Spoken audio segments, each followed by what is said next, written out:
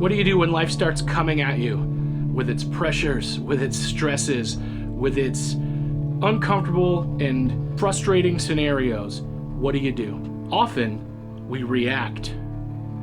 We're going to get into what we should do right after this on the Manlihood Mancast.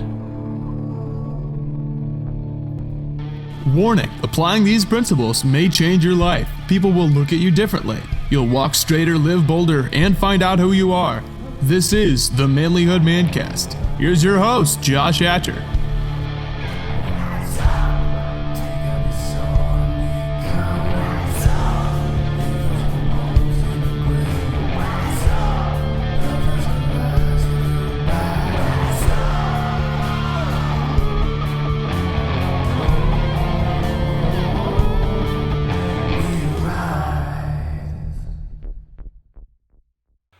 Gentlemen, welcome back to the Manlihood Mancast. I'm your host, Josh Hatcher, and today's episode, we're going to talk about not reacting, but being proactive. We're going to get into that in just a minute, but before we do, I want you to know that you guys matter to me. You really do. You guys are fueling an amazing movement. You are helping to get the word out there and helping men be better men. And I'm really excited about being able to be a part of that. I'm excited about the opportunity to share the things that I've learned and that I am learning with you. And it's not just in the podcast. We've got other spaces as well. You know, you can go on the Manlihood Man Cave, which is our private Facebook group. You can interact with the guys there. What happens in that group is men are building each other up. If you need some friends and some confidants that you can trust, that's the place to do it. You might not agree with everything everybody says. You might not even like what they say, but I'll be honest with you, that group is where men can be real with you and they can give you advice. And if you are smart enough to filter out that advice and smart enough to examine that advice, you're going to be able to pick out the good and you're going to be able to grow. What we don't have is guys that tear each other down, and if that happens, they're out. Honestly, that's only happened maybe once or twice. Really, honestly. Most of the thousands of guys in there are there to help each other out so that we can be better men. So please, hop on the Manlihood Man Cave, submit a request. We'll screen you to make sure that you are a man. And tell us where you heard about it, whether it was Spotify or Apple or YouTube or one of our other channels. Let us know where you heard about it and join the group, and we'll approve your admission, and you can introduce yourself. Today's episode, we're going to talk about how to not react, but to rather be proactive. Be proactive instead of reactive.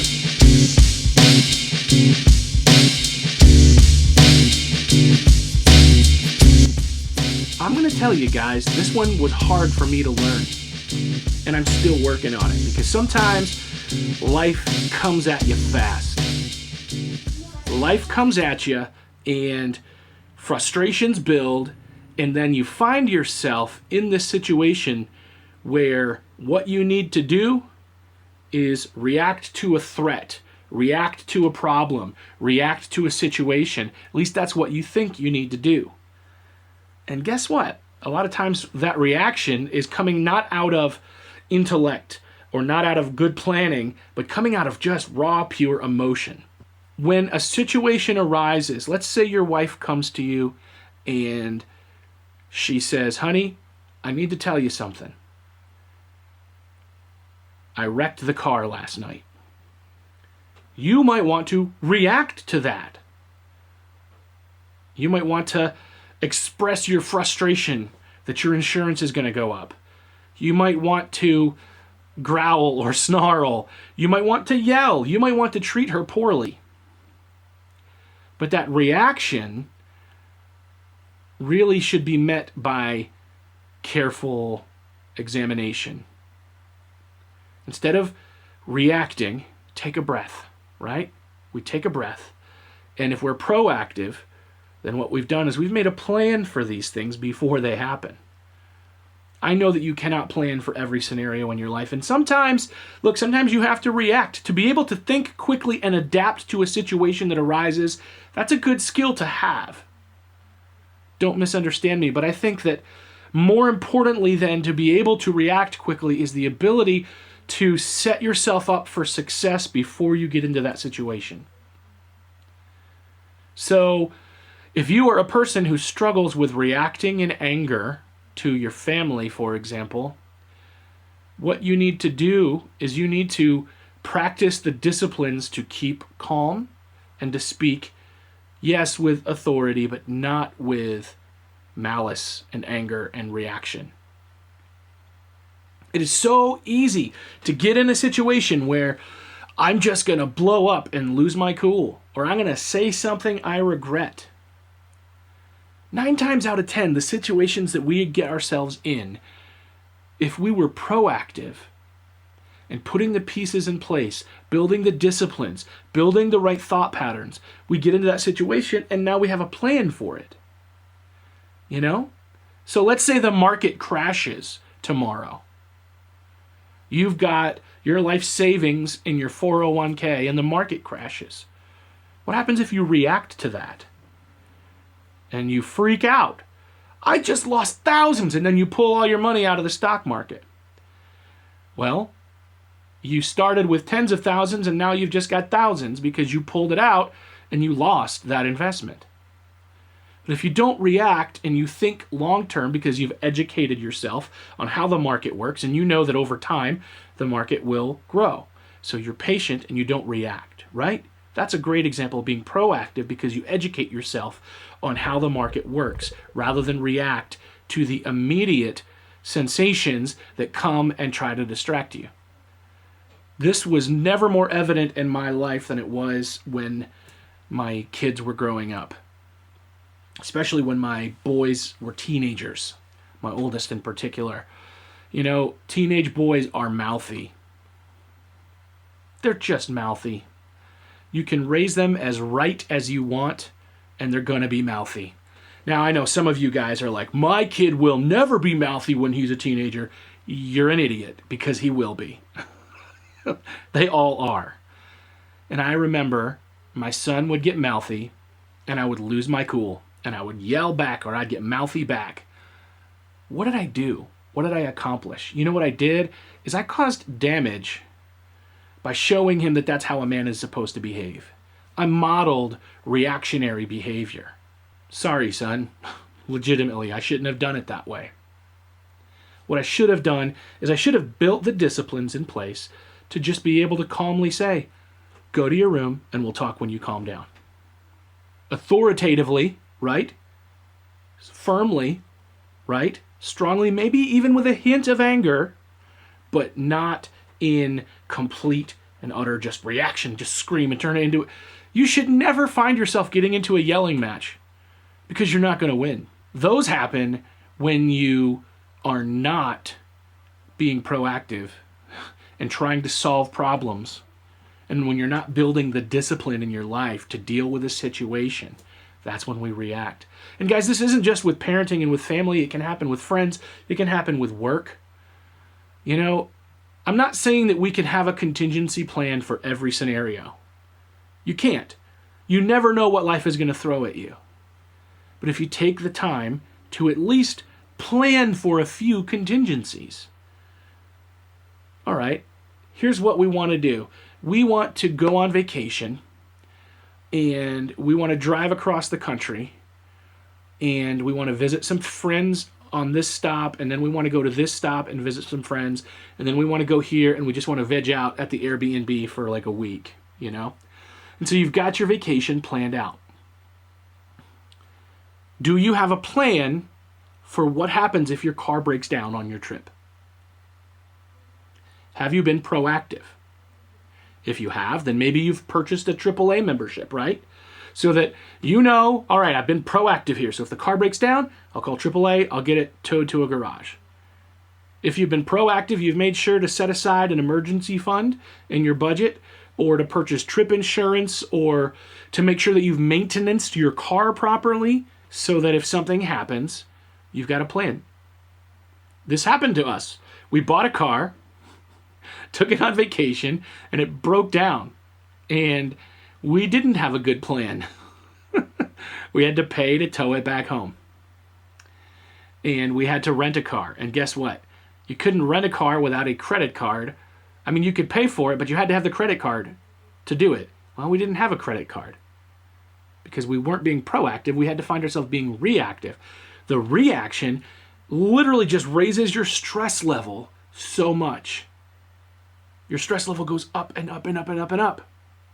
And then you end up being snippy with your family when you're on vacation.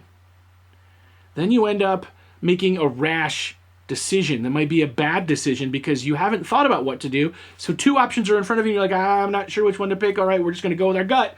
And then you might pick the wrong decision because you weren't proactive so that you didn't get to that position, right?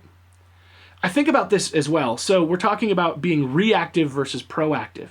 So a thermometer is an instrument that you use to measure temperature. Now, there are digital thermometers or the old glass thermometers that had mercury in them, and if you put it under your tongue, the mercury heats up, and as it heats up, it expands, and it goes up the glass tube, and you can measure the temperature. So the thermometer is reactive. It measures the temperature. A thermostat is a device in your home that's attached to your heater that does measure the temperature, but what it does is it sets the temperature. You say, I want my temperature to be this amount. I want the temperature in my home to be 72 degrees. And so you set it at 72 degrees, and if things start to rise, it cools it off, and if things start to cool off, it heats it up, and it sets the temperature. This is what a man needs to do. What a man needs to be is you need to set the temperature in every situation that you're in, rather than react to the temperature in every situation that you're in. A lot of that comes from you building the discipline to behave a certain way, to act a certain way, to control yourself. You build the discipline to make sure that external emotions aren't impacting your internal emotions. That's the proactive work that needs to be done so that you can set the temperature. Something comes your way that you didn't expect, a cancer diagnosis or a divorce or whatever, you have the temptation to react. But what we need to do is we need to set the temperature. So I'm not saying that you can plan out every possible scenario that could happen to you in your life. But what I can do is say we need to build the disciplines in our life. We need to learn to control our emotions. We need to do some planning where it's appropriate. We need to make sure that we're not just flying through life, waiting for things to fall apart so that we can lose our cool. You, my friends, are not a thermometer. You are a thermostat. You will set the temperature. And I'm going to tell you honestly, this is my observation. If I watch a room and there's a family in that room and everybody starts to freak out, but the dad keeps his cool, he keeps his calm, he then lowers the emotional temperature of that room and his family calms down because he stayed calm. He stayed cool and collected. He might be nervous, he might be afraid, and he can even say that and be real and say, guys, I'm afraid, I'm worried, I'm concerned, but here's the way we're going to approach it. And he keeps his cool. And what happens is his family's emotional temperature is now lowered. It's now calmed. It's now maintained. That's your responsibility. And it's something that you can do. You can do this at work. You can do this in your life. You can do this with your family. You can do this wherever you are. Set the emotional temperature where it should be, rather than reacting to that temperature and increasing and expediting and making the intensity even more. Keep your cool. Set the tone. Anyway, guys, that's what I've got for you today. Listen, I love you and I care about you, and I'll see you next time. If you want to be a better man, check out our website, manlihood.com, for blogs, videos, and more from our Manlihood team.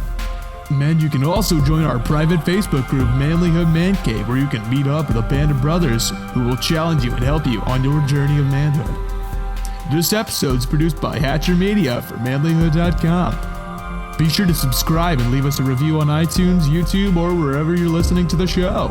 Tune in again for more of the Manlihood Mancast.